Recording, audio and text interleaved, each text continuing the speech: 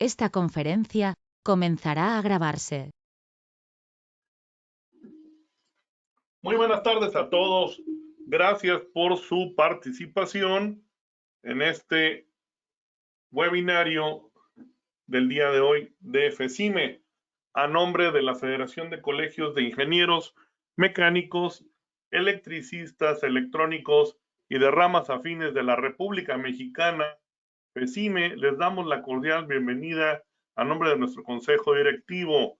Yo soy Gustavo Espinosa y los voy a acompañar el día de hoy durante este webinario. Bienvenido a la Comisión de Energías Renovables, bienvenida a la Comisión de FECIME Mujeres.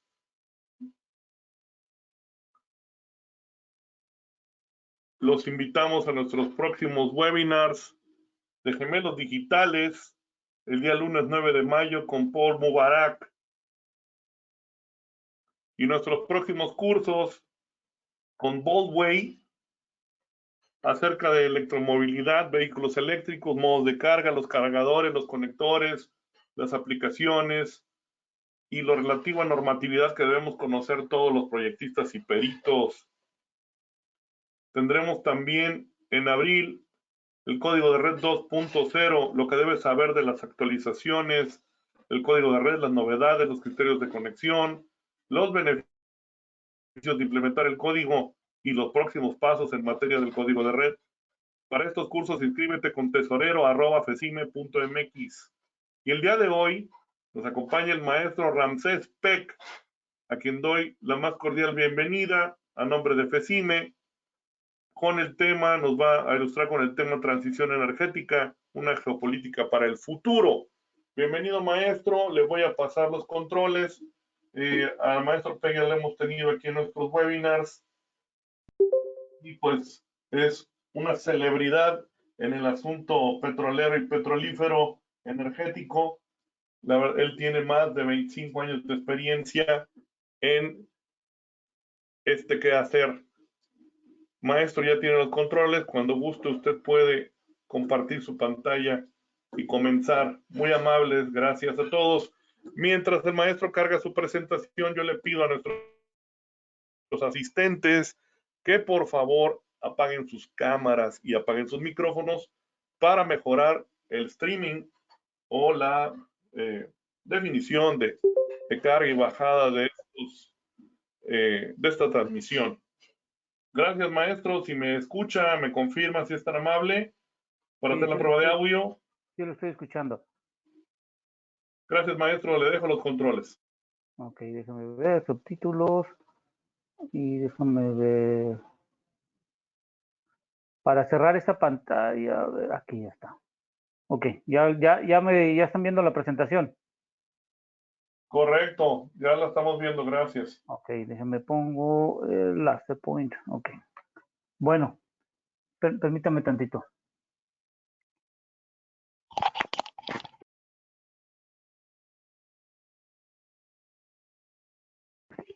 Voy a dejar aquí sin ver la cámara para no estorbar mucho y nomás ver la pura imagen. Bueno, ahorita vamos a platicar sobre la transición energética. Muchos de ustedes ya están bastante con mucha información que ha salido del Parlamento en estos últimos 60 días y se ha hablado mucho de la transición energética. Hoy tenemos hoy se van a cumplir a las 24 horas tiempo de México, 19 horas de la invasión que ha tenido Rusia a Ucrania y están sucediendo cosas muy rápidas y estoy observando que en México nos estamos volviendo a quedar atrás y esto nos va a causar muchos problemas en el corto plazo. Primero, yo quiero dejar eso en claro a todos ustedes, es que por favor, cuando escuchen transición energética, no se refiere solo a lo que se está discutiendo hoy en día en México y que solo se está discutiendo en el mercado eléctrico. La transición eléctrica se refiere a dos puntos, al sector eléctrico y al sector de hidrocarburos. Lo que se pretende en el año 2050, que hemos visto en el COP26 y en muchas de lo que hemos observado, es que en el año 2050 se pudiera tener la mayor cantidad de generación de electricidad con energías que le llamamos hoy limpias. Y una energía limpia, de acuerdo a la normatividad aquí en México, debe de ser aquella que produzca menos de 100 kilogramos por cada megawatt producido. La hidroeléctrica, nucleoeléctrica, eólica y solar se consideran limpias porque no generan ni una emisión de dióxido de carbono o gases de efecto invernadero. Pero la parte del sector eléctrico, acuérdense que todavía se sigue utilizando para generar electricidad una materia prima que viene de los hidrocarburos, que es el gas natural, como pueden ver aquí en esta cuadrícula. Lo que están ustedes, lo que ustedes están viendo es que la electricidad junto con las energías limpias, estas dos se pretenden que sean la base fundamental a partir del año 2030. El gas natural y las energías limpias como es la eólica y la solar para generar electricidad. Y todo esto, el fin es que se utilice en la industria, comercio y hogares, y principalmente una de las partes fundamentales de la transición energética es en el transporte, ya sea que tengas carros eléctricos o cambiar los carros de combustión a carros eléctricos. Ese es el fin de la transición energética en el mundo. En la parte de hidrocarburos, el petróleo crudo, mucho de este se utiliza para la generación de combustibles para el transporte y otra parte como el combustóleo para generar electricidad. La idea es eliminar el combustóleo a nivel mundial y en México, y también lo del carbón, que ya está contemplado su eliminación. Entonces, la transición energética no solo se refiere a la generación de la electricidad, sino se refiere más bien a cómo vamos a utilizar las materias primas para poder, sobre todo en el transporte. Con lo que ha sucedido en los últimos 19 días, lo que tenía contemplado de que la generación de electricidad iba a llevar una secuencia es, primero, eliminar el uso del carbón mineral en la generación de la electricidad. Seguido, al eliminar, utilizaríamos una mayor cantidad de gas natural, que se pretendía que se estuviera utilizando cuando menos 2 décadas. En esas 2 décadas iba a ir paulatinamente con los avances tecnológicos al año 2050, tener cuando menos un 50% de energías renovables y limpias que pudieran generar la electricidad. Pero el objetivo del mundo es que al 2050 todo esto es que ya no se utilice ni gas natural ni carbón. Con la invasión de Rusia a Ucrania, en Europa esto se va a acelerar y por ende, cuando ellos puedan producir su electricidad con energía eólica, solar o de los que no produzcan cero emisiones de gases de efecto invernadero dióxido, el paso siguiente es cambiar los carros de combustión a carros eléctricos. Esto es en sí la transición energética, es generar electricidad, quitar los carros de combustión y llegar a un punto final que es en el transporte. Llámense camiones pesados, llámense vehículos, llámense barcos, llámense aviones. Ese es el fin de la transición energética, es llegar en algún punto dado en el tiempo, en el futuro, a que todos los vehículos motrices que hacían una combustión se eliminen para que todo sea generado por medio de motores que sean del tipo eléctrico. Esto es la transición energética. Dicho esto, la transición energética hay que considerar estos conceptos. Hay que tener en cuenta la energía renovable. Y esto puede ser la eólica y la solar, tenemos la geotérmica y la hidroeléctrica, y no olvidemos los biocombustibles. ¿Por qué? Porque los combustibles no van a dejar de ser utilizados cuando menos unas 4 o 5 décadas todavía más a partir de esto. Lo que va a haber es una mejora en cuanto al kilómetro recorrido de cada vehículo que realice una combustión.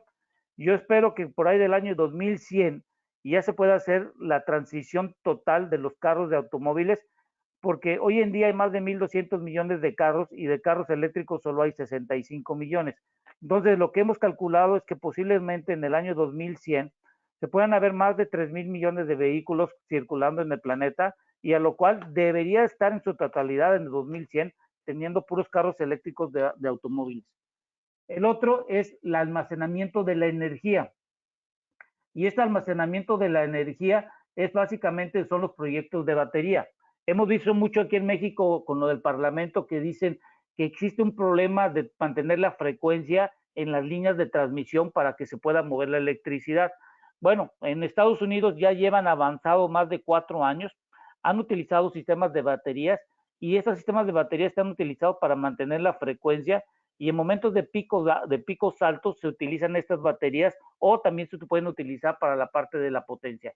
Es decir, los sistemas de proyectos de baterías ya no es un mito, ya es una realidad y esto creo que tenemos que ir evolucionando en México y seguimos discutiendo. Ya la pregunta que me hago, si ya con la invasión de Rusia a Ucrania y se va a acelerar la transición energética, imagínense en 18 días que hemos visto la invasión, nosotros llevamos 60 días en el Parlamento, en la Cámara de Diputados, y en menos de 18 días, lo que pensábamos que iba a tardar, ya se aceleró, y nosotros seguimos discutiendo todavía quién va a generar la electricidad, cómo la va a generar, cuánto dinero hay que darle, y esto yo creo que ya nos volvimos a quedar atrás en cuanto a entre el posicionamiento. Ángeles Chévez y aceptar.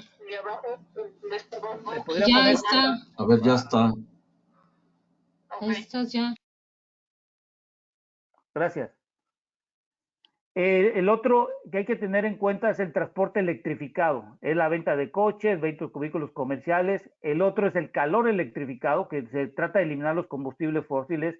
La energía nuclear, que va a tener una alta redundancia. Hoy estamos viendo a un Estados Unidos que está en charlas con Irán, y lo que se trata es que Irán ya no lo utilice, por así llamarlo, en la creación de armas, sino lo puedan utilizar para la generación de la electricidad. Y creo que en eso Estados Unidos y junto con la comunidad europea, lo que estoy observando es que uno de los puntos de las negociaciones para quitar las sanciones a Irán y Irán pueda vender su crudo, va a ser que Irán permita que países como Estados Unidos y de la comunidad europea puedan hacer inversiones para generar la electricidad por medio de la parte nuclear. La otra es la captura y almacenamiento de carbono.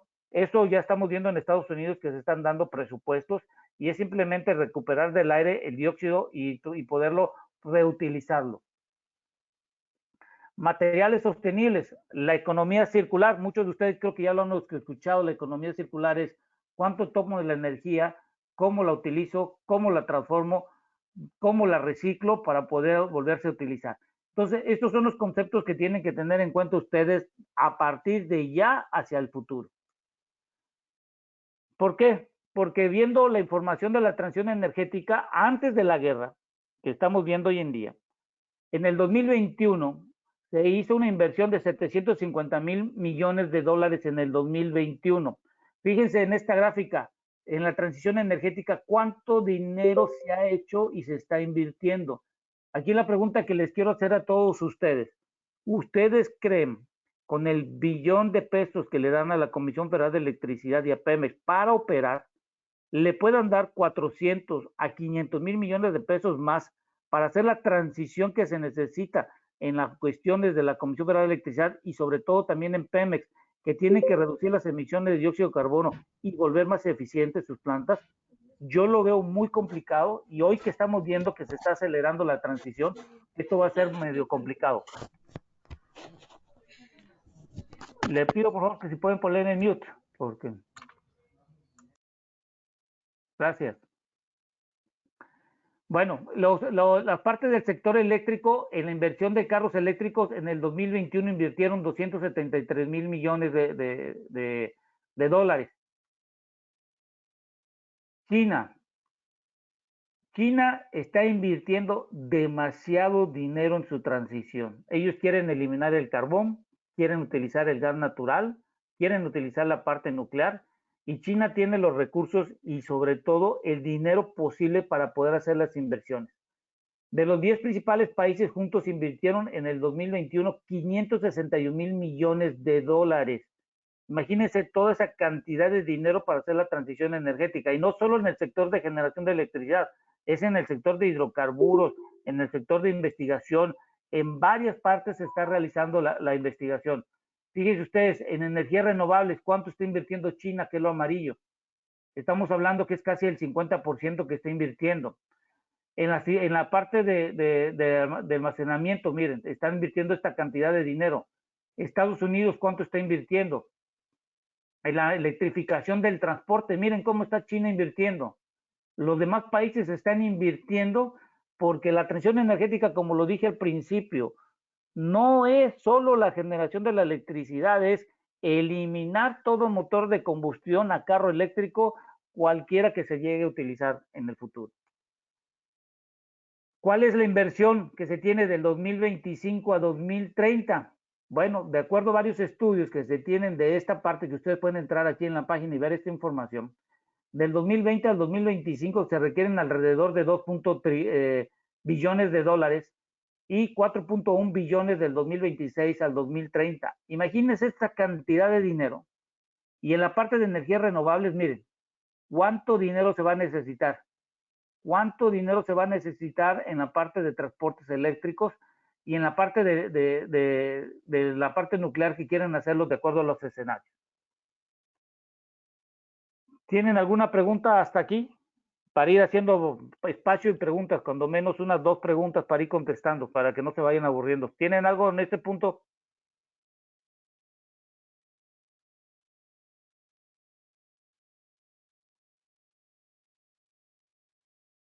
¿Nadie tiene preguntas?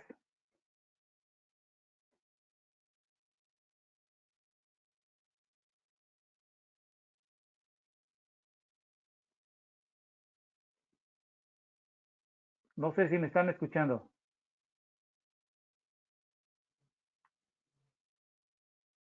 Bueno, Se escucha bien, ingeniero. ¿tienen alguna pregunta hasta este punto? Tomen el micrófono para hacer sus preguntas si son tan amables. Gracias.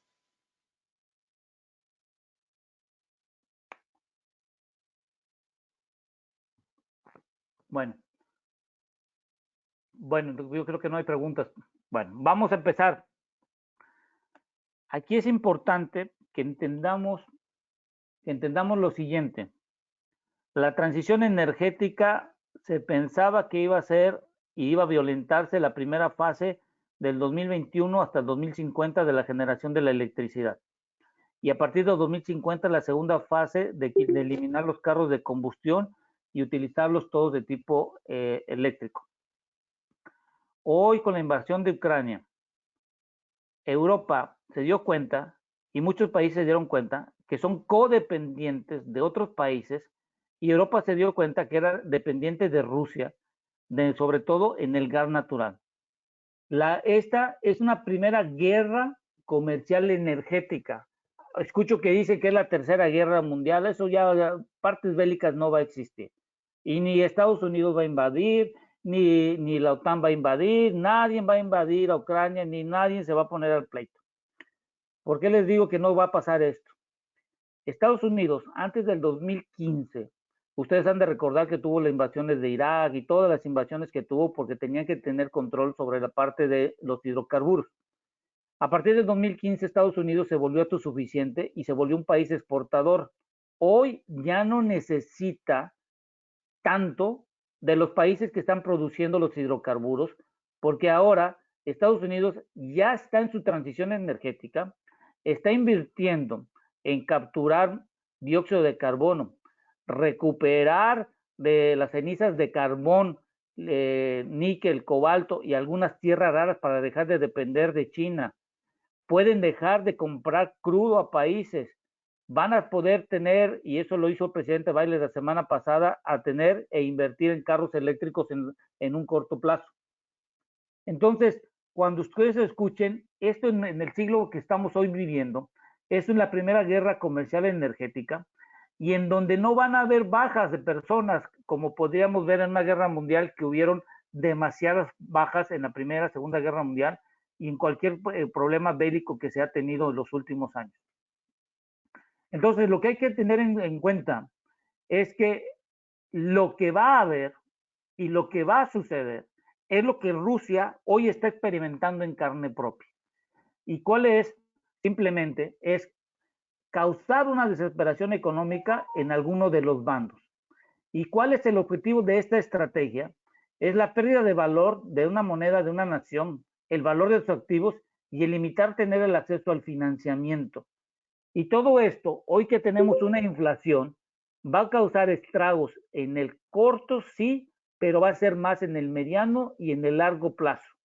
Hemos de recordar que cualquier proyecto de infraestructura dentro de un país, ya sea de tipo de transporte, energético o cualquiera, lleva un tiempo que puede ser su maduración desde 3 hasta 5 años, siempre y cuando tengan el financiamiento. Si hoy Rusia se está saliendo BP, Shell, varias, por así decirlo, McDonald's, varias están yendo, imagínense el boquete económico de ese dinero de inversión que se estaba teniendo en ese país. Y como se está saliendo BP y Shell, la pregunta aquí es, ¿cómo le va a hacer Rusia si no tiene la cantidad de dinero necesario? Porque sus ingresos como país dependen mucho de las ventas que tienen del crudo y de los petrolíferos en su momento dado. Entonces, si ustedes pueden darse cuenta, el ducto 2, 4 y 3 son los ductos que están pasando por Ucrania. Ucrania es esto de aquí, fíjense. Entonces, todos estos ductos llegan a esta zona del Mediterráneo, llegan a Hungría a estos ductos. Y esto lo que estamos viendo, que esto es lo que se llama el Nord Stream 2, que también ya ha sido cancelado, que iba a ponerse a operar e iba a llegar a Alemania. Entonces, Europa se dio cuenta que dependían demasiado del gas ruso.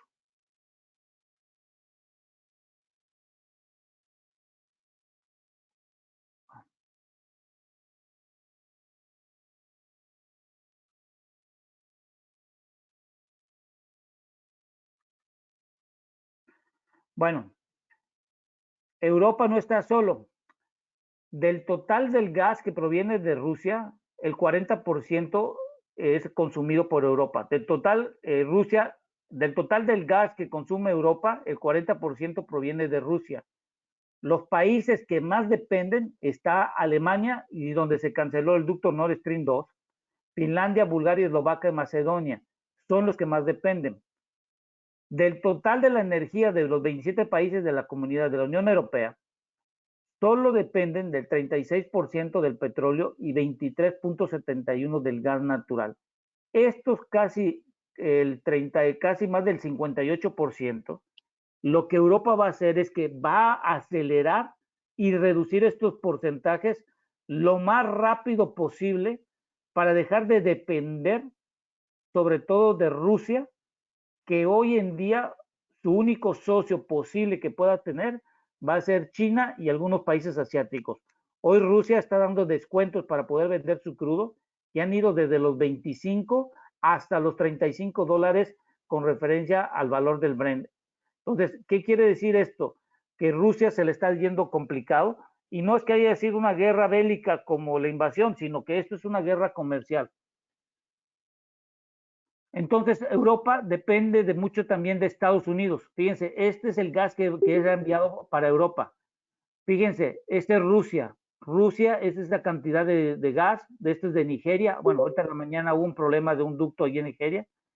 Y Estados Unidos, si se dan cuenta ustedes, del 2010 al 2018, no había exportación de gas natural licuado a Europa. A partir del 2019-2020 ha aumentado la cantidad de gas natural licuado. ¿Qué quiere decir? Que Estados Unidos, independientemente que tenga su socio de Europa, ya vio un negocio en el corto plazo que pudiera sustituir en algún momento dado lo que Rusia está enviando a Europa. El único problema que es un gas natural licuado que tiene que ser enviado por barcos de Estados Unidos a Europa, y yo creo que ahí Estados Unidos va a tener un negocio y posiblemente tengan que darle un subsidio a las empresas extractoras de hidrocarburos en Estados Unidos para poder darle un precio de ventaja y así Europa pueda mantener la cantidad de gas. Hemos de recordar que Europa tiene reservas estratégicas de almacenamiento de gas, que son estas que ustedes están viendo aquí. Estos son los ciclos que cuando está Europa almacenando, ustedes pueden ver los ciclos. Cuando están en invierno es cuando baja el nivel de almacenamiento, cuando están en verano aumentan, y estos son los ciclos que se están teniendo de almacenamiento. Es aquí como donde Europa, hoy en día, con la invasión que hizo Rusia, pensó que el invierno iba a ser un poquito más drástico y esto iba a disminuir el almacenamiento de Europa, cosa que no le ha salido tal cual a Rusia y por lo tanto hoy vemos que las reservas de almacenamiento no bajaron más del límite de lo que hemos visto de los ciclos que con anterioridad en Europa. Entonces, Estados Unidos tendrá la opción de vender gas a Europa. Hoy en día, en Europa cuesta más o menos $28 el millar de BTU, de acuerdo a lo que está en los Países Bajos de este marcador. Y lo que vamos a ver nosotros, este es el precio del gas en Europa. Fíjense cómo subió hasta $60, volvió a bajar y a partir de julio se ha mantenido alto, que es lo que hemos visto los últimos meses de agosto a la fecha, cómo se ha mantenido el costo del gas. Entonces, si vemos con todo esto, lo importante de todo esto que está sucediendo en el mundo y principalmente en Europa es que vamos a ver una aceleración rápida de la transición energética en tener energías infinitas de bajo costo, renovables, y para que pueda hacerse en forma rápida la transición de eliminar los vehículos de motores de combustión a carros eléctricos. Entonces, fíjense, estos son los ramales de ductos que estamos platicando, y estos puntos rojos que ustedes ven son los puntos de los puertos donde se puede bajar el gas natural licuado, y esto es de África, los ductos. Pero si se dan cuenta, existen muchos puntos que pueden tener para poder bajar el gas natural licuado por medio de barcos. Y si se dan cuenta, lo azul son los ductos, que Rusia en su momento dado tiene y está influyendo en Europa. Es por eso que Europa se dio cuenta de esto que estamos viendo hoy en día. Sanciones de energía a Rusia. Bueno, en las últimas semanas hemos visto que se han incrementado los ingresos por las empresas nacionales o privadas que exportan crudo. Rusia exporta crudo y es más o menos la misma cosa que en México, que dependemos mucho de los ingresos que se puedan tener de la exportación de crudo. Entonces, lo que hay que visualizar, y esto es muy importante que lo podamos ver de la parte de todos nosotros, es que en México nosotros dependemos del 18% de las ventas de la parte de la industria petrolera, llámese crudo, llámese petrolíferos y todo lo que podamos llamar. Entonces, hoy estamos viendo que el 80% que ustedes escuchan que dicen la demanda en el mundo es de 98 millones de barriles diarios, de esos 98 millones, el 80% se utiliza hoy en día para la generación de combustibles para motores, ya sea de automóviles, camiones a base de diésel o vehículos o transporte como aviones que utilizan turbocina. Entonces, hoy estamos viendo que estamos sorprendidos porque el 3 de marzo llegó a $119 el barril, el 4 de marzo llegó a 118 y el domingo 6 que abrieron los mercados asiáticos llegó a $130 y la semana pasada que pasó llegó hasta $140 el precio del barril con referencia con el Brent. Esta gráfica ustedes pueden ver cómo ha subido del 7 de febrero de este año al 28 de febrero, los primeros días de marzo, el precio del barril. De $90, cómo ha subido esto. Y esto lo que ustedes pueden observar es que dependemos y dependen muchos que no producen crudo o gas de aquel que le pueda vender el hidrocarburo para poder tener su energía necesaria o venderle los petrolíferos necesarios que no tienen para cubrir la demanda de su mercado.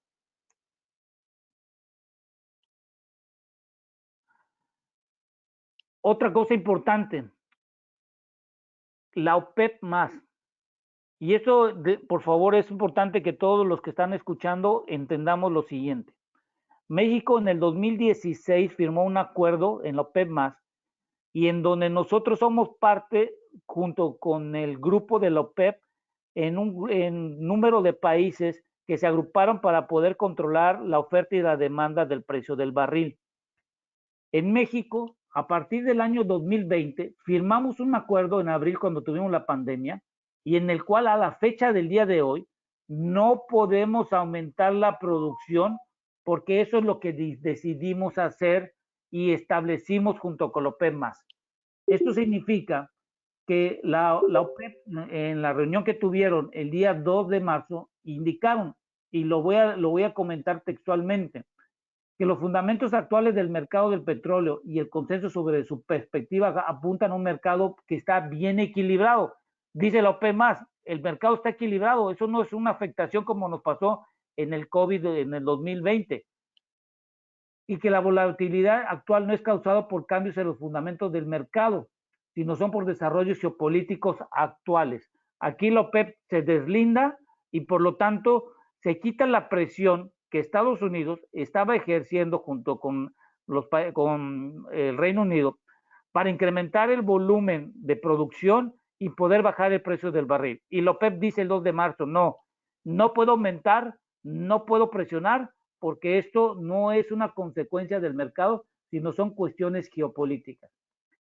¿Qué es lo que sucede acto seguido?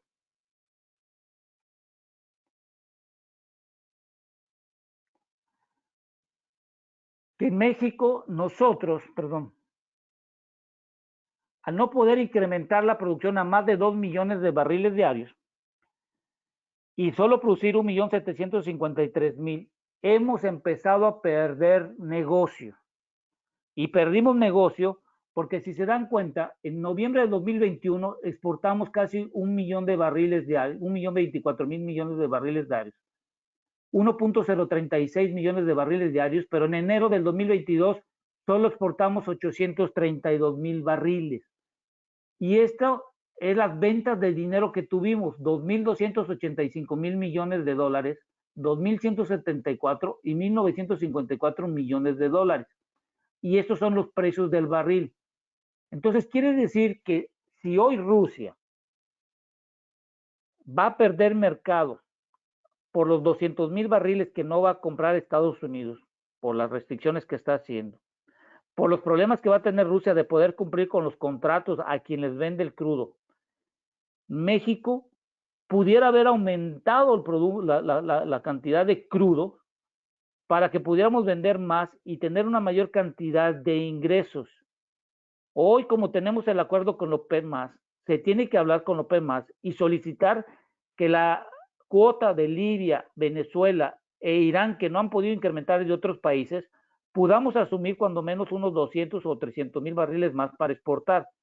Porque hoy la política que tenemos energética es que vamos a mandar mayor cantidad de crudo a refinar, y es aquí donde tenemos que decidir, ante un precio de barril de la mezcla mexicana por arriba de los $100, qué es más conveniente para la nación. Y esto es una decisión no política energética, sino de cuestiones de finanzas sobre la estructura de ingresos que necesitamos ante la incertidumbre, ante una inflación, ante el incremento del costo del dinero, porque los bancos centrales van a incrementar sus tasas de interés y el dinero va a costar más. Y ante la depreciación que vamos a tener de la moneda, ante todos los cambios geopolíticos que tenemos hoy en día. Bueno, las sanciones de Rusia. Estados Unidos dejará de importar y solo representa el 4%. Si ustedes pueden ver la tabla aquí, China importa, es crudo y condensados. Por ejemplo, han escuchado que dicen que Estados Unidos importa 7 millones de más o menos el 7% de total de lo que Rusia exporta. Sí, pero lo que están diciendo ahí de ese 7% están contemplados petrolíferos y ciertos derivados que salen de las refinerías y petroquímica y algunos otros productos. Pero en sí, solo del crudo, Estados Unidos está importando 199.000 barriles, eso es con datos de 2021 en promedio.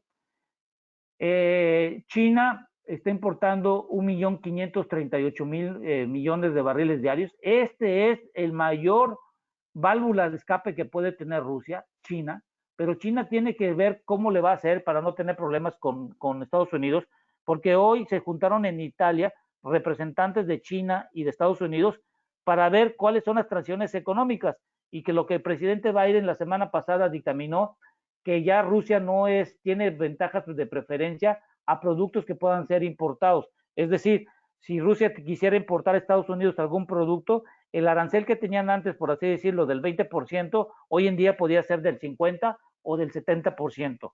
Esto es lo que llamo yo hoy la guerra comercial, no una guerra bélica, sino una guerra comercial. Rusia está dando descuentos de $25. Alemania, que hemos visto que dijo la semana pasada que no va a eliminar en forma tácita la importación de gas natural y de productos de Rusia, del sector de hidrocarburos, porque Rusia importa acá, Alemania importa casi el 11%. Entonces, fíjense aquí, Alemania importa en el 2021 10% de crudo y condensados, Países Bajos el 11%, China es el 30% y Estados Unidos el 4%. Del grosso modo, aquí va a estar que estos países dejen de exportar. Y es por eso que Estados Unidos está yendo a platicar con Venezuela, está yendo a hablar con Irán, ya se sentó también la semana pasada con Colombia, porque están buscando cómo poder surtir el crudo que se va a dejar de tener en el mundo de Rusia, y esa va a ser una estrategia que Estados Unidos va a realizar para poder tener y presionar todavía más a Rusia al ver que sí se pudo sustituir su crudo que estaba dentro del mercado. Aquí el problema es China, cuánto de todo eso que tiene de importado va a dejar de hacer.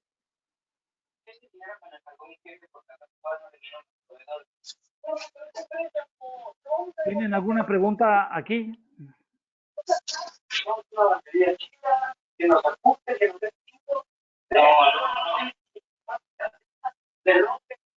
Buenas tardes. ¿Tienen alguna pregunta o sigo? Bueno. Inge, en su momento, el gobierno federal, nacional, tomaron la decisión de no exportar más crudo. Hoy, esos mismos personajes tendrían que solicitar, como usted lo explicaba, a la OPEP Plus el poder, sobre sí, exportar más barriles, pero esa política de no exportar más ahorita, que el precio del barril está alto y que pudiera ser benéfico, ¿qué sucede? ¿Por qué no lo ha hecho el gobierno mexicano? Esa es una pregunta que tenemos que observar. Hay que ver cómo está el crudo, si la calidad del crudo cumple con las especificaciones, porque acuérdense que depende de dónde vaya, si es en el lejano oriente, si es en Europa o es en Estados Unidos. Para Estados Unidos tenemos que observar si el condicionamiento del crudo que vamos a vender está adecuado y sobre todo que cumplamos en volumen. Es decir, supongamos que hay un trato y Estados Unidos dice, tú me estás vendiendo hoy en día 600,000 barriles, ¿te puedes comprometer a venderme 300,000 barriles más por 24 meses? Es ahí donde está la pregunta hoy en día. ¿Qué tanto nos podemos comprometer en el tiempo de poder cubrir las exportaciones que pudiéramos tener y que no afecten la política que tenemos hoy en día? El domingo pasado el presidente de la República comentó que supuestamente la refinería de Dos Bocas va a estar inaugurada en julio y creo que empezar a operar en el año 2023. Bueno, pues hay que empezar a ver todo esto, que cuánto crudo va a poder tenerse y embarcar las refinerías. Hoy el problema que tienen las refinerías, que de su capacidad total de utilización, en promedio cerró el año con no más de 50%. Ahorita lo que he podido observar en los 2 primeros meses, se está incrementando la utilización, pero no es al ritmo que se necesita en este dado caso. Y referente a tu pregunta, mira, y esto lo vamos a colocar. Si pueden ver aquí en la tabla, esto es el punto de equilibrio. Y el punto de equilibrio todos lo sabemos que es cuando ni pierdes ni ganas. Y en el México, el precio del barril para que esté en punto de equilibrio debe de estar en más o menos, lo voy a cerrar a $31. Arabia Saudita de 16, Irak de 26, Estados Unidos, la parte de Shell debe estar en 42.80. Entonces, ¿qué quiere decir? Que si el precio del barril de la mezcla mexicana está en $100, tienes del punto de equilibrio hacia 100, tienes $70 todavía más, que te sirven para cubrir costos de transporte, costos de administración o costos donde tú tengas que mandar el crudo. Y puedes tener cuando menos unos 20 o unos $30 adicionales. A ver, otra cosa, por favor, antes de que se me olvide. El crudo no lo puede tomar la Secretaría de Hacienda de Crédito Público de las Ventas, eso es falso. Lo que se hace es, Pemex y privados entregan el crudo a PMI, que es el contratista oficial de la nación para vender y comercializar el crudo. PMI lo exporta, lo vende, lo que se tenga que hacer, y ese dinero tiene que ir al Fondo Mexicano del Petróleo, y ahí hay reglamentos y estatutos de cómo se tiene que hacer la distribución de la venta, porque hay que regresarle el dinero a las empresas que tienen y que mandaron su crudo a Pemex, y de ahí se va a distribuir. No es fácilmente, es ya vendí un barril y ya está, y pásame el dinero a la Secretaría de Hacienda de Crédito Público. Eso no es cierto, no va a ser posible. El Fondo Mexicano de Petróleo está monitoreado por el Banco de México, y esto es importante dejarlo en claro. No porque tengamos excedentes lo podemos utilizar a diestra y siniestra. Hay reglas y normas dentro del Fondo Mexicano de Petróleo. Entonces, con esto que les acabo de comentar, fíjense, en Estados Unidos refinar crudo de WTI, que está en Estados Unidos, y se mete a las refinerías, tiene su margen de ganancia por cada barril de $17.31. En Rotterdam, en los Países Bajos, metiendo el Brent, $5. Y metiendo el crudo de Oman en Singapur de $6. Pero en México, miren cuánto estamos ganando de acuerdo a datos de Pemex. $0.31 en el último trimestre, que es esta gráfica, miren. ¿Cómo va bajando el margen? Aquí la pregunta, si ganas más dinero exportando y el margen de refinación de tus 6 refinerías, quitando la de Deer Park, porque la de Deer Park sí te conviene, pero el producto lo que te hace es que lo metes dentro del mercado para que te pueda ayudar a satisfacer la demanda. La pregunta aquí es, si eres dueño de las refinerías y eres dueño de la extracción, lo importante aquí es la decisión de una empresa de refinar o vender el crudo depende si tienes el control de los costos operativos, principalmente del volumen total de comercialización. Es decir, si yo tengo el control de la extracción y Pemex surgió desde 1979 con la extracción de hidrocarburos, conoce los costos de producción, conoce los costos de logística, conoce los costos de cómo llevar el crudo, ahí tenemos el control hoy en día. Lo que no tenemos el control es en la refinación, porque el 60% del total de los productos combustibles que tenemos en este país son importados, y el control de costos los tienen las compañías donde le importamos. Acuérdense que solo producimos no más del 30% de combustibles en nuestro país, y poco a poco se está viendo esto con refinería de Deer Park y todo lo demás. Pero al final de cabo, el costo no lo tenemos el control nosotros. Entonces, ¿qué es mejor, tener un negocio que tienes el control del costo o que no tienes el control del costo? Es ahí la decisión que creo que deben de estar pensando hoy en día por parte de la Secretaría de Energía y sobre todo junto con la Secretaría de Hacienda, Crédito Público y Pemex. Bueno, aquí ya lo voy a resumir. Transición energética, reducir el tiempo de la utilización del gas natural para acelerar el tiempo de la transición y cambiar los carros de combustión a carros eléctricos. La invasión de Rusia a Ucrania, los países se dieron cuenta que no pueden depender de países como Rusia ante la volatilidad e incertidumbre que pudiera tener en su transición energética. Vemos que hoy no hay una guerra bélica, hay una guerra económica, y en donde los países como Estados Unidos ya no van a ir a invadir y van a bombardear, sino lo que van a hacer es la cuestión de la globalización, es mermar a una nación quitándole y reduciéndole y depreciando su moneda, reduciendo el valor de los activos y limitando la forma de flujo de efectivos financieros que pueden tener con la interrelación a nivel mundial.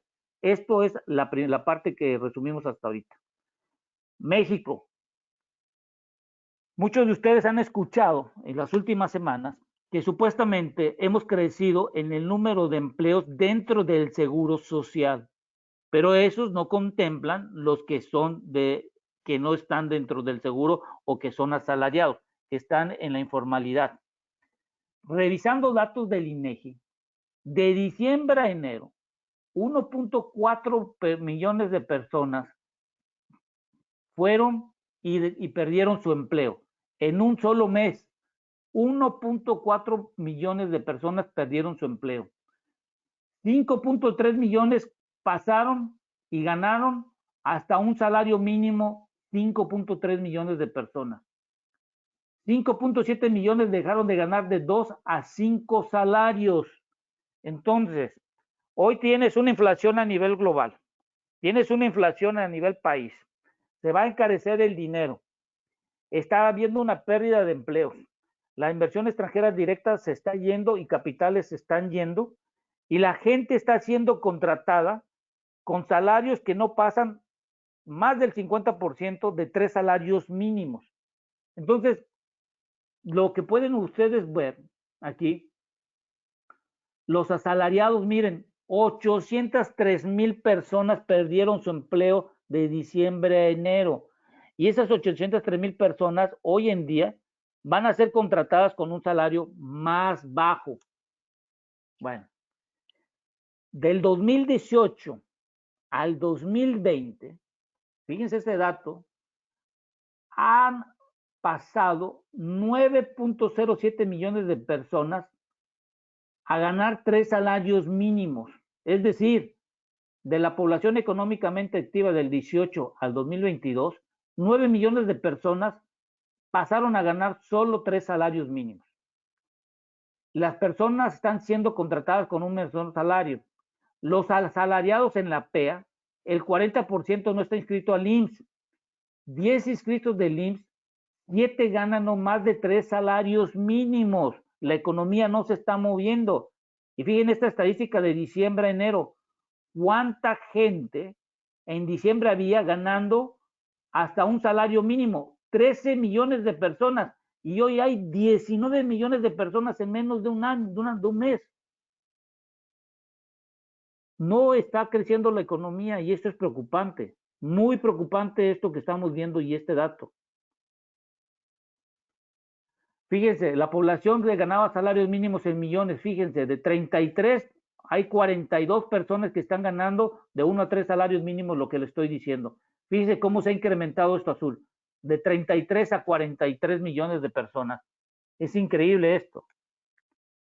Afiliados al IMSS, que es no los rojos que están inscritos, que son los asalariados, se ha mantenido entre 19.5 y 20.7 con todo y la pandemia. Pero fíjense cómo ha incrementado el número de personas que no están dentro del IMSS y son personas que están tratando de tener y ganar algún salario dentro de la población económicamente activa. Es decir, la informalidad. Cuando yo digo y dicen, mira, es que hay tantos 20,000 personas dentro del Instituto Mexicano del Seguro Social, sí, pero datos que sacó Banco Bilbao, se dan cuenta que hay casi más de 50.5 personas ganando no más de 2 salarios mínimos. Entonces, imagínense la inflación y todo lo que hoy en día estamos teniendo, ¿cómo le vamos a hacer? La gente no está ganando la cantidad de dinero que se necesita. Y todo esto nos está llevando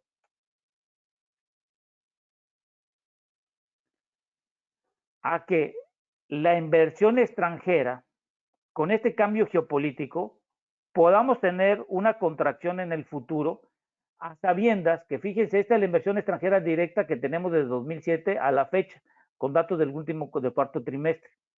La más alta fue en el 2013, cuando entró la reforma energética.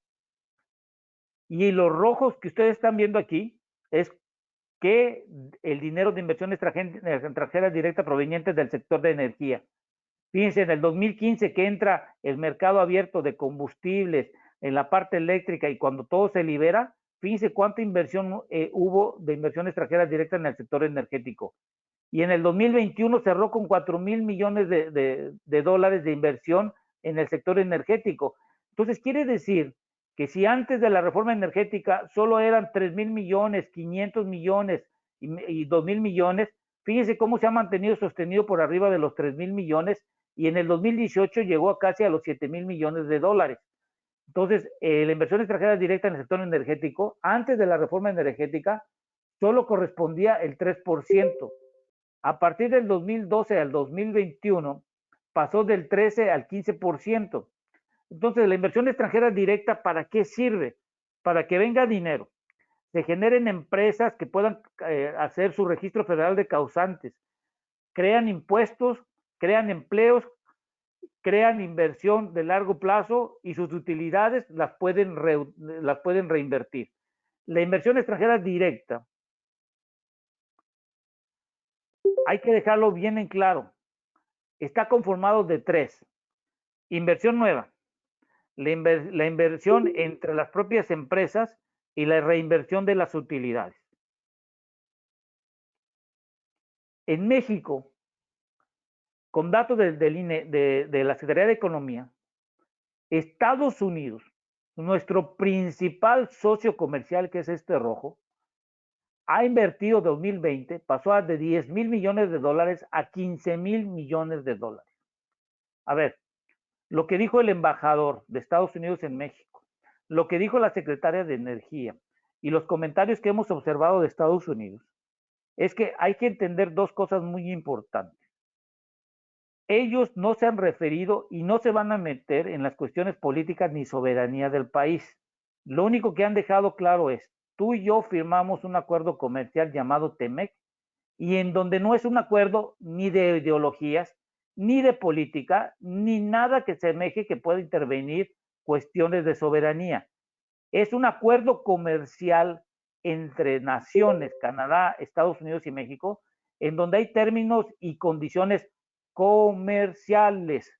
Por eso dijo el embajador de Estados Unidos, vamos a llegar en un punto que vamos a tener un acuerdo, y es en el sector económico, y se refería en los términos y condiciones comerciales, no de índole ideológico o político. Eso no le interesa en el TEMEC. Entonces, del otro lado, por ejemplo, podemos ver España de amarillo. España ha mantenido una inversión de 4,000 millones de dólares, y Canadá hemos visto que ha bajado de 4,000 millones a 2,1. Esta es la historia por los países de la inversión extranjera directa en nuestro país. El sector energético, del total de la inversión que ustedes vieron aquí, de esta inversión, de 4,264, toda esta que han visto de 1999 al 2001, el 40% del total de la inversión extranjera directa de 1991 al cuarto trimestre del 2021, el 40% se ha hecho en la inversión de la generación de la electricidad, el 27% en el transporte del gas, solo el 13% en la extracción de petróleo y de gas, y el resto, el 20% en otros. Entonces, si en México el 40% de 1999 a la fecha se ha invertido en generación de electricidad, me pregunto, ¿qué vamos a hacer ante una transición energética que se va a violentar en los últimos 5 a 8 años, y en donde Europa va principalmente lo que va a hacer es, va a movilizar sus tendencias y el futuro que puede realizar en el corto plazo? Cuando ustedes me preguntan, oye, que cuántas empresas tienen y que están registradas dentro de México por los países, de 1999 al 2001, Estados Unidos tiene 376 sociedades, es decir, empresas. España 472, Canadá 72, Italia 74. Hay 1,000 empresas creadas de 1999 a la fecha. Bueno, vamos a hablar ahorita, y ya lo platicamos, pérdida de empleo. No hay un crecimiento, no está fluyendo el dinero. Y ahora tenemos la inflación. Y la inflación, el detonador y el catalizador mundial hoy en día son los combustibles. En esta fórmula que hemos calculado nosotros y que hemos puesto, la inflación está exponencialmente ligada a los precios del combustible hoy en día, y esto es lo que ha originado esta ecuación, que se tenga que dar un subsidio.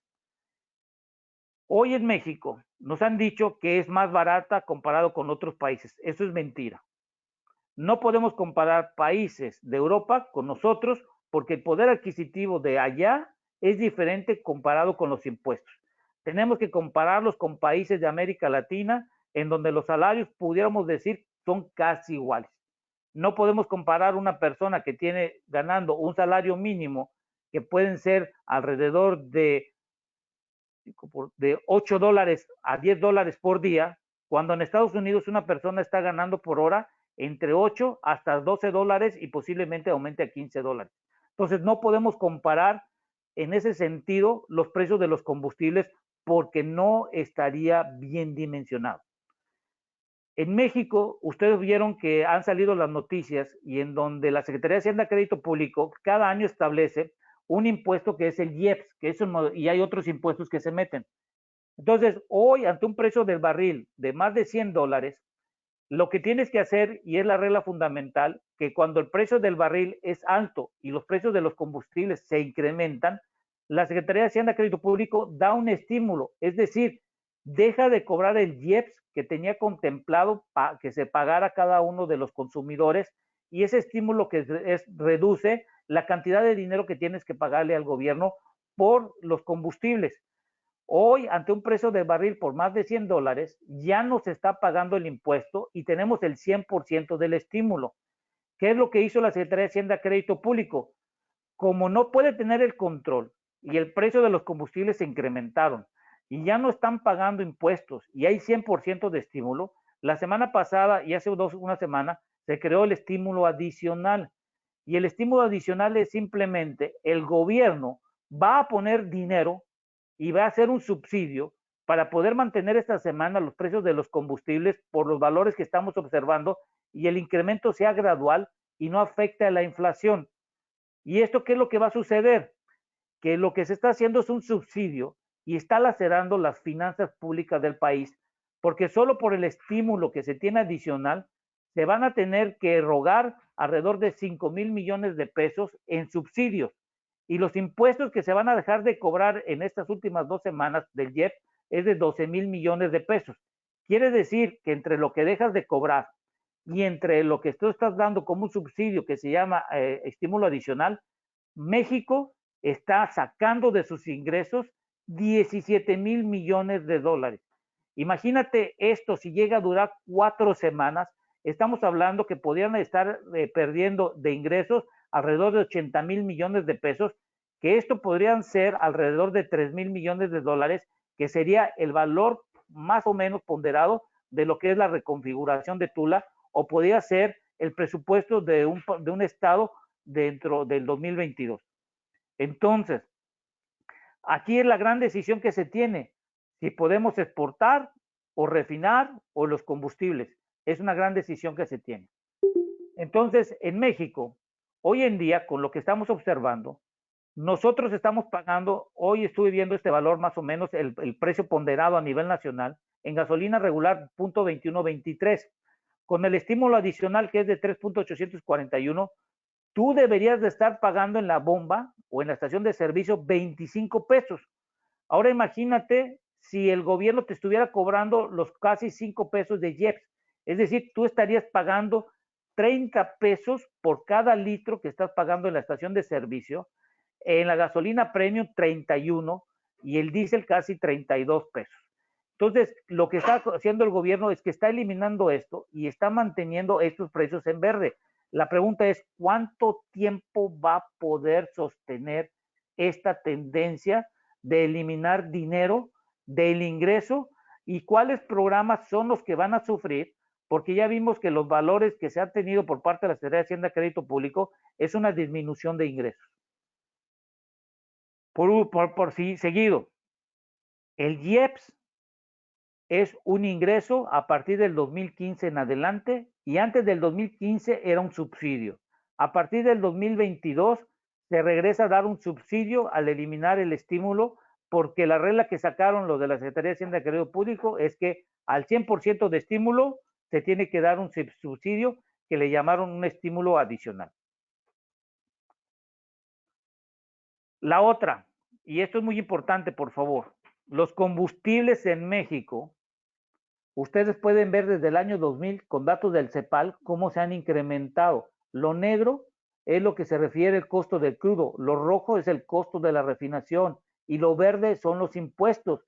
Fíjense, a partir del 2014 hacia atrás, cuánto era el impuesto que se pagaba, porque acuérdense de la gráfica anterior, se subsidiaba del 2006 al 2014. Al quitar ese subsidio, automáticamente al gobierno poner un impuesto, aumenta este impuesto porque el IEPS, al no ser deducible, va directamente a los ingresos de la nación. Ahora fíjense cómo está, miren, el impuesto, cómo iba variando, cómo aumentó del 2015. Entonces quiere decir que la anterior administración y la actual han tenido beneficios de la reforma energética, porque tienen ingresos que han fluctuado entre los 200 y 300 mil millones de pesos adicionales, que es un buen dinero que se ha utilizado para la parte del desarrollo social, cosa que no debería estar utilizándose, sino debería ser utilizado en la parte del desarrollo ambiental, infraestructura y en la transición energética. Esto es para el caso del diésel, y en el caso del diésel, miren cuánto está el impuesto. Del 2020 fue de 9 pesos y hoy está en 8.88. Para ir concluyendo, cuando escuchen y digan lo que les dije, que es más barata la gasolina o el diésel en México, eso es mentira. No podemos comparar con países de Europa nuestro precio. Entonces hicimos con datos del CEPAL y con información que tuvimos. México, de los países de América Latina, desde Uruguay hasta Venezuela, ocupa el cuarto lugar en el costo de la gasolina regular en el 2021. La más cara está en Uruguay y el impuesto más alto lo tiene en este momento Uruguay. Pero Uruguay, si se dan cuenta, ha bajado sus precios y bajado más o menos. Pero en México, fíjense el impuesto cómo se ha incrementado de 2019 al 2018. El 2020, cuando tuvimos la pandemia, no se redujo, se incrementó. Y hoy tenemos un impuesto que se ha mantenido y se ha contraído por el precio del barril, pero se están perdiendo dinero si está haciendo un subsidio. Pero si se dan cuenta, el precio de los combustibles sí ha subido 5.55, aquí bajó por el costo del barril y hoy ha subido un 10.77 la gasolina regular. En cuanto al diésel, fíjense, en cuanto al diésel tenemos el primer lugar a nivel América Latina de los países que acabamos de mencionar en el costo de 21.89, son datos de CEPAL, y seguido de Perú, Uruguay, Argentina, Paraguay. Entonces, cuando ustedes escuchen que digan esto, por favor, comparémoslo con los valores reales, porque no es lo mismo un salario de Estados Unidos, que aquí el galón está hoy en día más o menos, el fin de semana estuvo en $4 el galón de gasolina regular, más o menos vamos a suponer que estaba como entre 20 y 21 pesos el litro. Por último, con todo lo que vemos en el mundo se está haciendo subsidios, y los subsidios lo que están haciendo es que el subsidio es malo porque se llega a quedar, y los líderes políticos es un atractivo el subsidio y es una forma visible de apoyo gubernamental a la población. En el mundo se subsidian, fíjense cuánto de crudo se subsidian, más de 2.000 millones de dólares, en electricidad más de 1.400 millones de dólares, gas natural más de 900 y en carbón más de 25.000 millones. En el mundo hay casi 4.500 miles de millones de dólares que se subsidian, y esto es para que pueda tener acceso la población, es decir, dinero que el mercado o las administraciones de los países dan para poder tener acceso a los combustibles fósiles, en este dado caso por la población. Entonces, si se dan cuenta, miren cómo el crudo en el 2010, cuánto se le daba de subsidio, y hoy ha disminuido a partir de lo de la pandemia, y esta es la tendencia que se tiene que dar. Esto es en la pandemia, pero fíjense cómo ha sido el subsidio en la cuestión del crudo.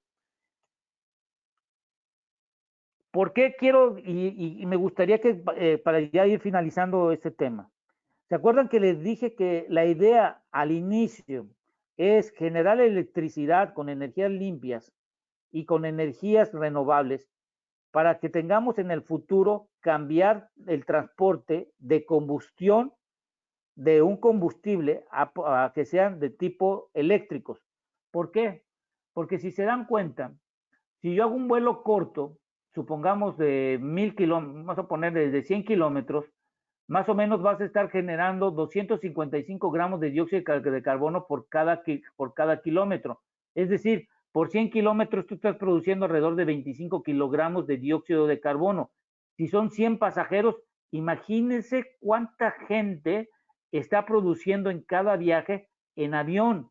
¿Cuánto está haciendo un coche mediano? Es por eso que en el mundo se trata de eliminar estas emisiones de dióxido de carbono por la combustión que producen los vehículos y el transporte en general.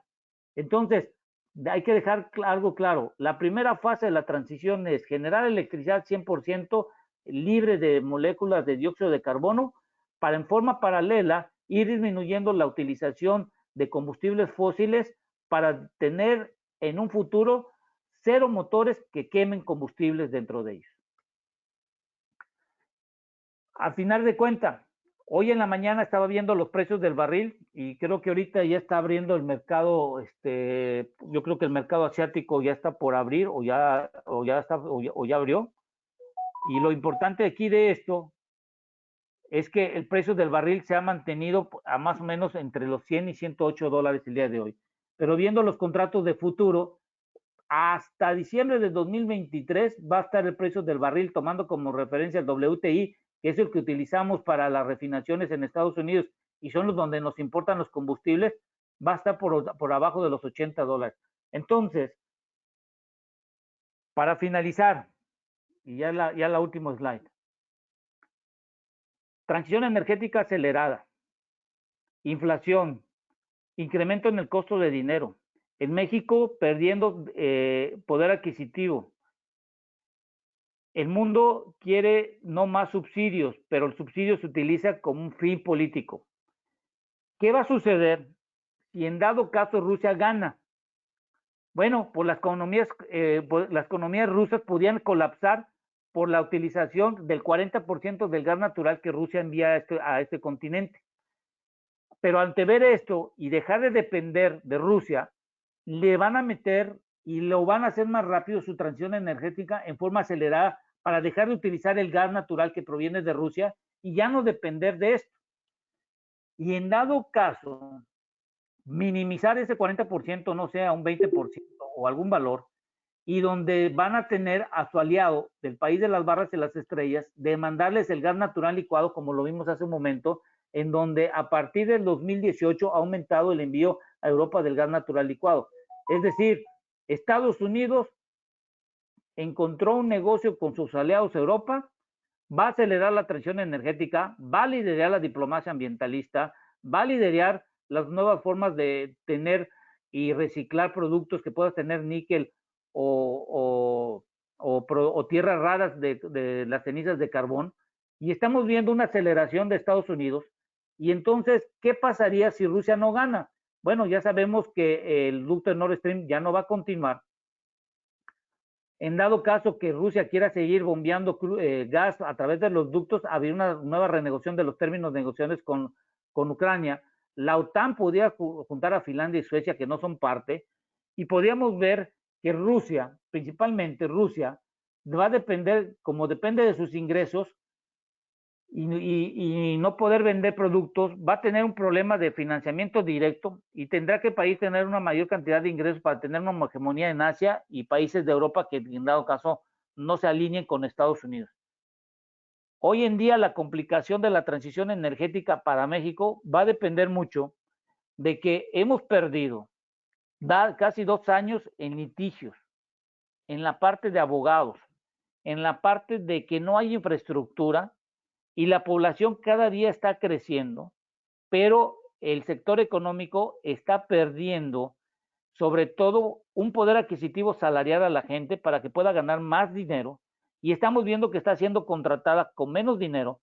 La economía se está convirtiendo en una economía cíclica estacionaria, y esto nos va a conllevar a que vamos a seguir teniendo el mote de países subdesarrollados al no tener el flujo de efectivo necesario para tener un crecimiento. La pregunta aquí va a ser, si nuestro Tratado de Libre Comercio en el 2026 se tiene que renovar y se tiene que evaluar, ¿ustedes creen que con el mensaje que nos dieron en los últimos meses, en donde nos dicen que tú tienes un acuerdo comercial y no es de índole político ni ideológico, creen que Estados Unidos va a poder reafirmar el TEMEC cuando mejor va a hacer negocios con Europa, en donde el gas natural hoy cuesta 28 dólares y podría tener contratos de largo plazo y podría incrementar la producción de gas natural y sobre todo mover la economía? Bueno, hasta aquí les dejo este punto.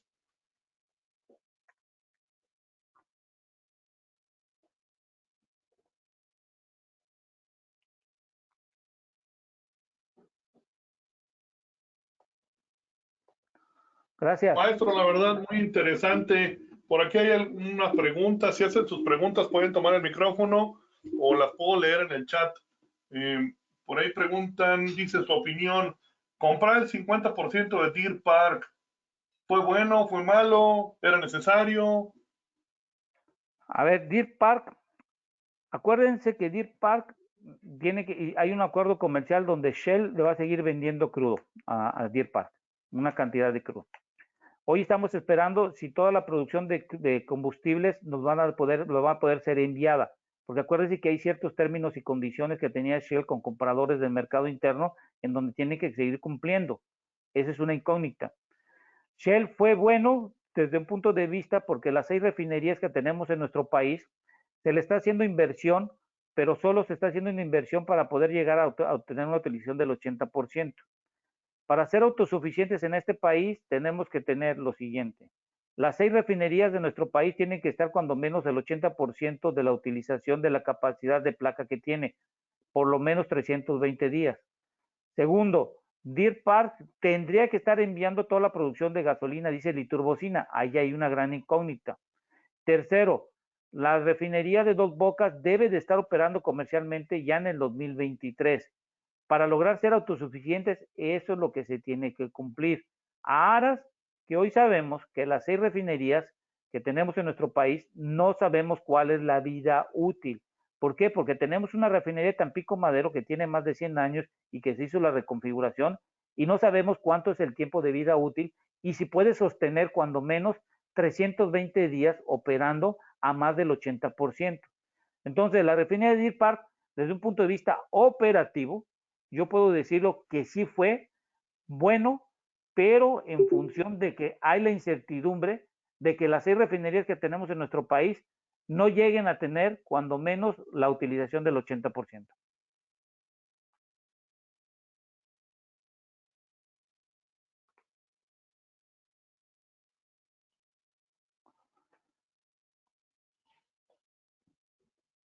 Muy amable, muchas gracias. ¿Alguien que quiera tomar el micrófono y dar una opinión o hacer una pregunta? Sí, buenas tardes, Jorge Ugalde. Por ahí alguna vez escuché que Deer Park se diseñó justamente para que el crudo mexicano pesado se pudiera procesar en esa refinería. ¿Es cierto, ingeniero? No, el Deer Park tiene una mezcla de crudo de WTI, crudo pesado y de crudo de Canadá.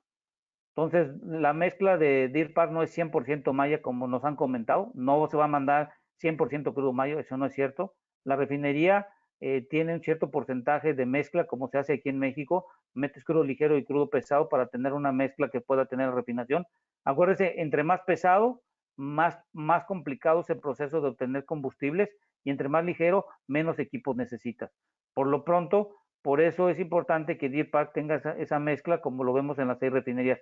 Ejemplo, Dos Bocas es un crudo de 22 grados API, por lo tanto, ustedes están viendo el tamaño de las torres de destilación, las torres de vacío, las fraccionadoras y las catalizadoras y todo lo que están viendo las FCC, porque el crudo al ser pesado necesitas una mayor cantidad de equipos, volumen y sobre todo de energía para poder transformarlo los combustibles. Hay que ver si el rendimiento de eficiencia que se tienen de barriles de entrada por energía que se necesita para poder incrementar la temperatura y poder hacer la separación de los combustibles en la torre de destilación y de vacío y después su ruptura en las fraccionadoras o en las de craqueo, eso es importante porque de ahí va a depender si cuál va a ser el margen de refinación que va a tener la refinería de Dos Bocas, a sabiendas que las de 6 que tenemos hoy en día no pasan ni de $1 su margen de refinación.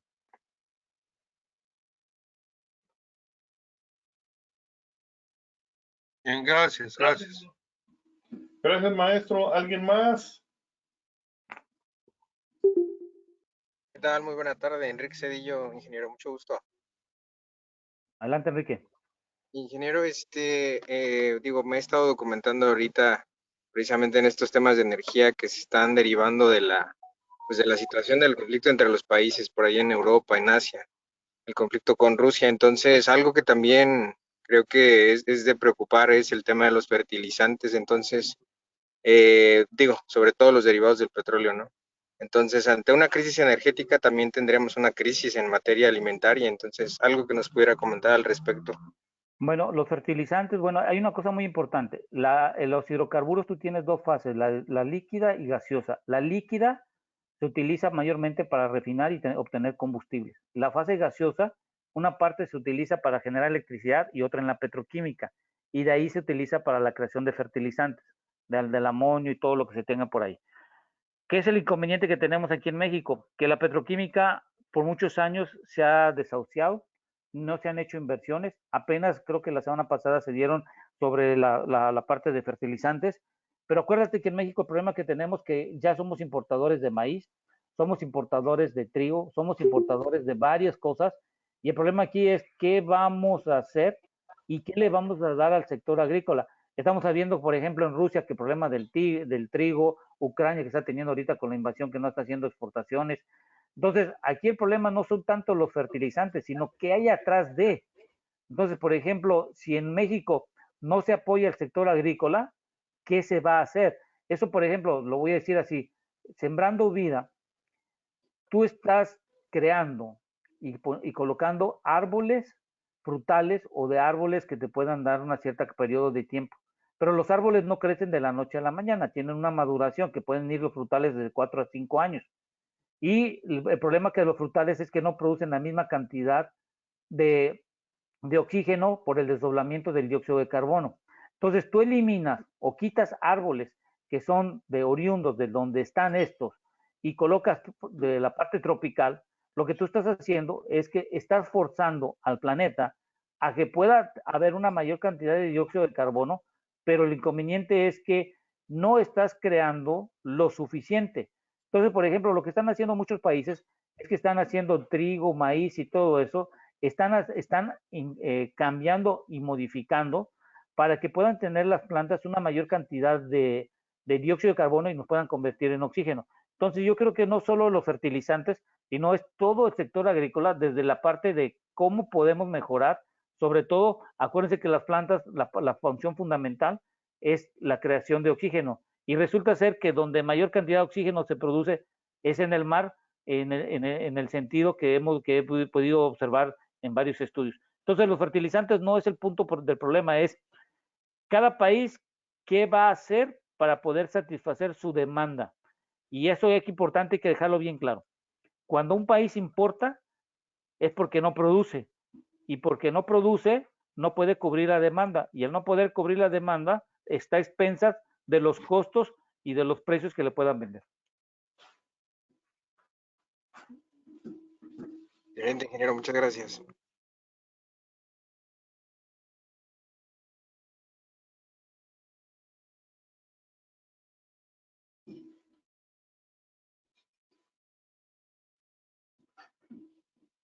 No sé si tengan otra pregunta, yo creo que no sé si les serviría todo lo que platicamos. Lo bueno que lo grabaron, ya lo pueden ver después. Pues a ver si tenemos alguien más que opine o que haga preguntas, con todo gusto.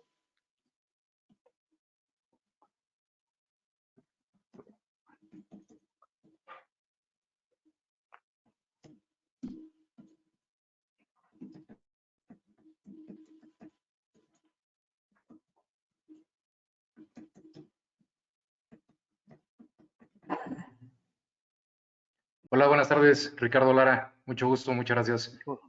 Adelante, Ricardo. Tu panorama ahora que viene esto de la iniciativa de la reforma energética, ¿cómo ves? ¿Qué crees que vaya a suceder? Digo, no, nadie tiene la bolita de cristal, pero ¿cómo ves que van a salir las cosas? Yo espero que no la aprueben y no hagan cambios constitucionales. ¿Por qué? Porque hacer cambios constitucionales se tienen que mandar a las cámaras de los estados, se tiene que hacer su aprobación. De ahí vamos a perder unos 4 o 5 meses, se aprueba, se da visto bueno, entran demandas, entran amparos y nos vamos a llevar 2 años más en litigios cuando la energía no y el dinero no está para hacer litigios, está para usarse. Imagínate si seguimos por 2 años haciendo lo mismo. Imagínate que en dado caso Rusia gane o que tenga una mejor percepción, Europa va a tener que hacer una transición energética rápida. Estados Unidos lo tiene que hacer rápido. ¿Dónde vamos a quedar nosotros tecnológicamente? ¿Quién nos va a vender? ¿Quién nos va a apoyar? ¿Quién va a tener el tiempo de sentarse con nosotros? Entonces, todos ustedes y nosotros somos ingenieros. Imagínense no tener acceso a tecnologías actualizadas y seguir con las mismas cosas que sabemos que hoy en día rapidísimo cambian todo, software, equipos, un montón de cosas que están cambiando. Entonces, si me dices tú que la reforma energética sea aprobada, pues yo creo que va a haber una gran incertidumbre y la pregunta aquí es, ¿nuestro socio comercial va a querer firmar el tratado en el 2026? Si ya le hizo a Rusia que no le compra crudo, ya empresas como McDonald's o las que son franquicias de Estados Unidos se están saliendo de ese país, ¿qué no puede hacer Estados Unidos ahora que ya existe una guerra comercial como lo que estamos viendo hoy en día?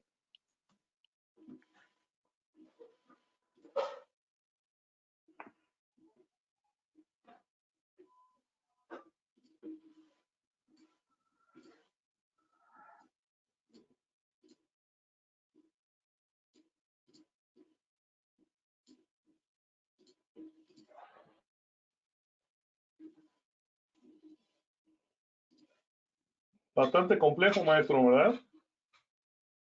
Bueno. ¿Alguien más? ¿Alguna otra opinión? Si no, para despedirnos. Maestro Ramsés. Adelante. La capacidad de generación, volviendo a la prehistoria, ¿podría mantenernos vigentes? No, porque, a ver, yo creo que también hay que explicar. A ver, tenemos una capacidad instalada de alrededor de más o menos 84, 87 mil megawatts. De esa capacidad, todos nosotros sabemos que no se genera el 100%, ninguna planta genera el 100%, están entre 40 y 50%. Es decir, nuestros picos altos son de 47 mil megawatts. Entonces, por ahí cuando me dicen, no, sí, comparado con Estados Unidos y Texas, no podemos comparar. En Estados Unidos tiene más de 1.200 millones, ¿cuántos son? 87,000, son 1 millón, más de 1 millón de megawatts instalados. Sí, pero En Estados disperso. Unidos, sí, pero Estados Unidos consume entre 350 y 450 megawatts por hora. Nosotros consumimos entre 35 y 45 mil megawatts. No hay comparación. Entonces, en México el problema es que los últimos 2 años la Comisión Federal de Electricidad no ha invertido en la reconfiguración de las plantas. ¿Se acuerdan las de Mérida que iban a pasar de combustóleo, algunas que tenían a gas? Y las licitaciones, las últimas 6, se tuvieron que hacer asignaciones directas para que se pudieran construir las plantas. Entonces, aquí el inconveniente es, si los bancos centrales van a aumentar el costo del dinero y el financiamiento para que tú puedas tener, te va a costar más el dinero, ¿cómo le vamos a hacer si el peso está depreciándose? Acuérdate que Pemex y la Comisión Federal de Electricidad le entregan en pesos y ese dinero lo tienen que convertir en dólares para comprar las tecnologías. Entonces, aquí la pregunta ¿es necesario cambiar y tener el cambio de la Constitución o es necesario incrementar la generación de la electricidad? Porque el negocio de la electricidad no es la generación de la electricidad. El negocio está quién te compra la electricidad, el usuario final. Y en el usuario final, datos que he podido observar de la Comisión Federal de Electricidad, hoy en día tiene el control casi del 75 al 78% del total de la electricidad que se genera. ¿Por qué? Porque las PIE y los contratos de largo plazo tienen forzosamente entregarle la electricidad a la Comisión Federal de Electricidad. Estos no pueden comercializarla. Y, por ejemplo, los de autoabasto solo tienen el 12% del total de la generación de la electricidad. Entonces, ahí los de autoabasto, lo que sí estoy de acuerdo es que paguen los costos de transmisión y distribución que cada año salen en el diario oficial. Entonces, yo creo que... ¿Ande? ¿Qué es lo que no han pagado? Que no lo han pagado. ¿Por qué? Porque están con la ley de antes de la reforma energética. Simplemente es que la Comisión Reguladora de Energía emite un acuerdo en donde paguen eso y se acabó. Pero, ¿y si se van? ¿Mande? ¿Y si se retiran? Esa es la pregunta. ¿Quién los va a sustituir? No hay. Acuérdense lo que vimos de la inversión extranjera directa. El 40% del total de la inversión extranjera de 1999 a la fecha ha sido en la generación de electricidad. Sí, la nivelación hidráulica que se está haciendo con... Sí, pero aparte... Sí, pero cuando yo veo... Ahorita no, a ver, A ver, déjenme, si me dan chance, rapidito les muestro una pantalla. Generación. Si me dan chance, por favor, para que les ponga unos datos. Así que usted trae otros datos. No, son del ¿cómo se llama? Del SENACE. Sí, maestro, le paso controles. Permítame tantito.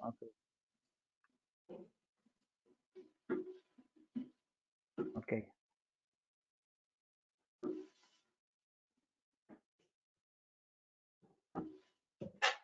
No sé si pueden verla. ¿Sí la ven? Sí se observa. Ok. Lo azul es la generación de las plantas de ciclo combinado. Estos rojos son las plantas de tipo solar. Esto azul es las plantas de tipo eólico y lo morado son las carboeléctricas. Y estas de arriba son las hidroeléctricas, que esto es es por hora del día, a la 1 de la mañana, 2, 3, 4, así. Entonces, si se dan cuenta, el pico más alto que tenemos nosotros es a partir de las 19 horas. Y es cuando entran las hidroeléctricas, que es cuando salen los paneles solares. Pero las eólicas se mantienen constantes, como pueden ver ustedes. Entonces, la parte hidroeléctrica, lo que está haciendo de la reconfiguración, sí, pero acuérdense que esta se utiliza mayormente cuando el pico más alto es a partir de las 7 de la noche, cuando todo el mundo regresa a su casa y todo el mundo prende la luz y todo lo demás.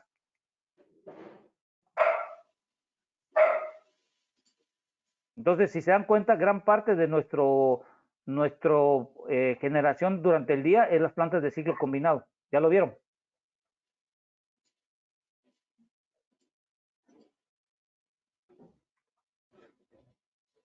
Entonces, el 35% de los señores que se pueden retirar, ¿en dónde está? Aquí, en ciclo combinado. Pero no es el total de eso. Son 22,000 megawatts a las 24 horas y todo lo que se tiene. No. Ahí tendríamos que ver por compañías. Ahí tengo otra presentación para poderla verlo. Es donde están las PIEs. Hay unos que se quejan que ni trabajan.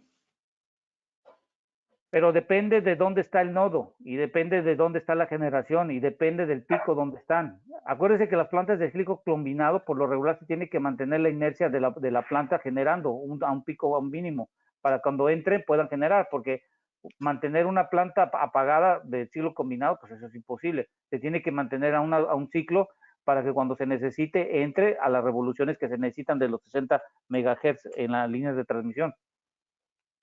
Sí, pero no todas están trabajando así. Hay unos que sí están parados. No Pues sí, todas. pero- O sea, por sí, ejemplo, pero una planta tiene 4 unidades. 2 le piden que las tumbe y están trabajando 2. Bajas placas. Ese es ahí donde yo digo que, y esto que usted me está diciendo, por ejemplo, que el SENACE vuelva a ser parte de la Comisión Federal de Electricidad, imagínese, la CFE va a determinar lo que me está diciendo con más sesgo. ¿Por qué? Porque ella va a determinar quién prende o quién apaga. Cuando el SENACE lo que hace es, dependiendo de cómo están las características de la demanda, es como prenden o apagan las plantas o entran en la línea de transmisión, dependiendo cómo están. Y sobre todo de los nodos, porque ya ve que en la península los nodos tienen mucho problema en verano y es cuando se nos incrementa el costo de saturación. Sí, y no va a haber gas para la península. Bueno, esa es otra cosa. Ya vieron que tuvimos hace 2 semanas una alerta del Senagas porque hubo problemas en Nuevo Pemex y Ciudad Pemex y básicamente es que hubo problemas de acoplamiento del gas que se tiene. No, pues sí estamos Entonces, a punto de quedar hincados. Entonces, nomás para concluir, si quieren, ¿cómo paro esta acá? Si quieren ustedes para concluir, a ver, para concluir eso. El mundo va a cambiar la transición energética antes de lo que esperábamos. La inflación se va a mantener hasta el 2023.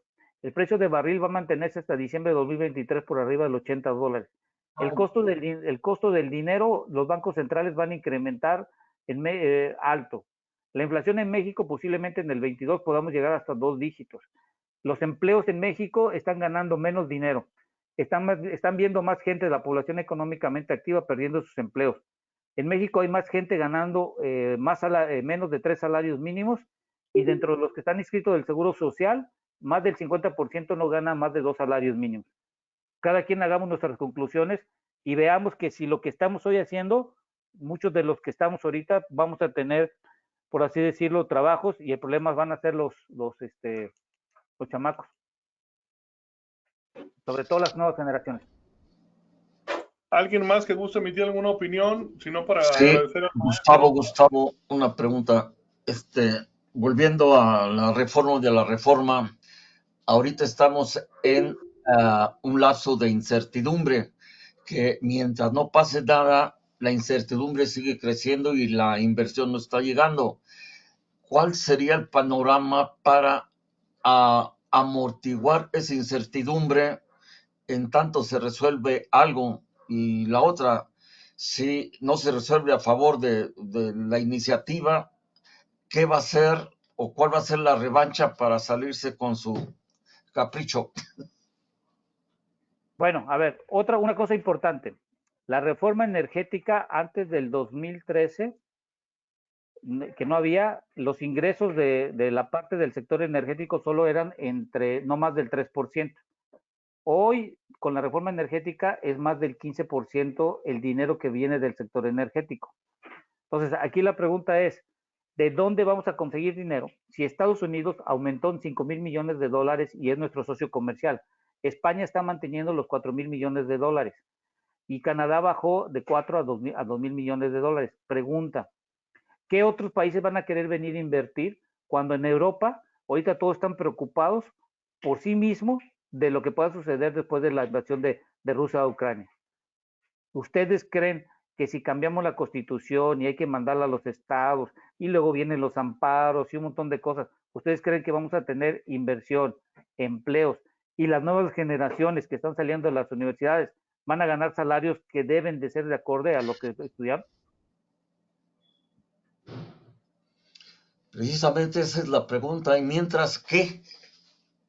Pues mientras, lo que tenemos que hacer nosotros es que se ponga y se realice un plan de largo plazo en donde el poder legislativo hoy se pongan las pilas y nos pongamos a hacer un plan de largo plazo en donde las administraciones futuras no cambien nada.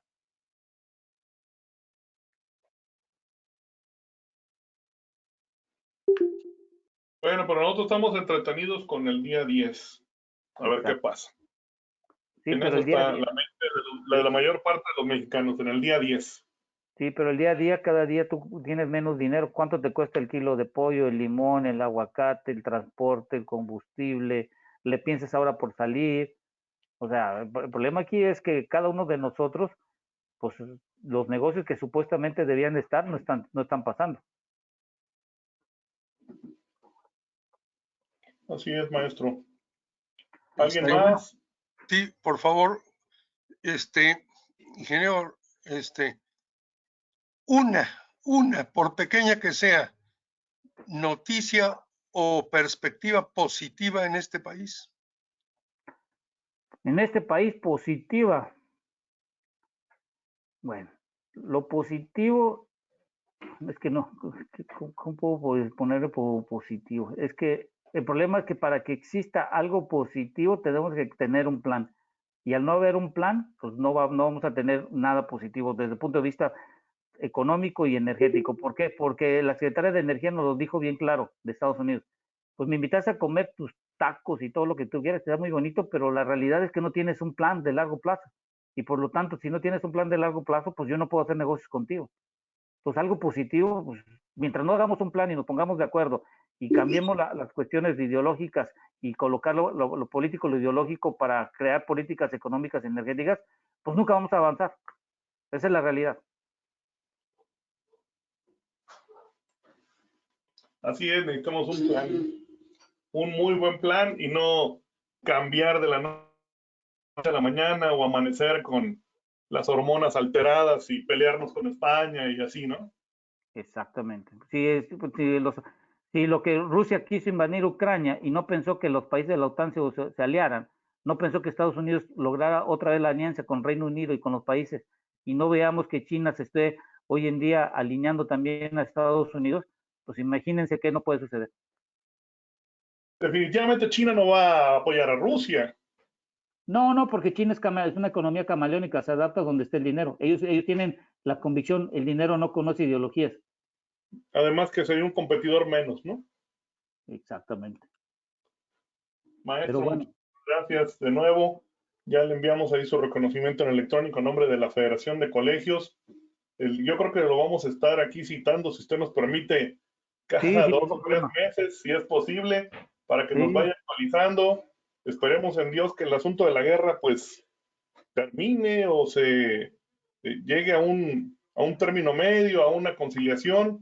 Si no, pues vamos a estar consultándole para ver qué nos depara o cómo podemos ir corrigiendo el plan que no tenemos.